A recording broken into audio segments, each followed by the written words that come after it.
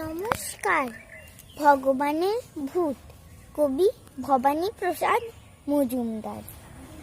Sir বললেন, প্রশ্ন কঠিন, জবাবটাকে দেবে।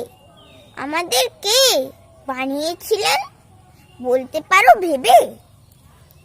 বললে বুবাই, আমরা সবাই ঈশ্বরের দান। আমাদের সব বানিয়েছিলেন মহান ভগবান।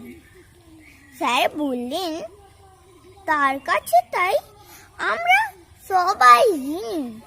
কিন্তু কেন আমাদের সব বানিয়েছিলেন তিনি? দাঁড়িয়ে উঠেই বললে বুবাই, খেয়েই ভেবাচেকা, ভগবানের ভয় পেত খুব থাকতে একা একা।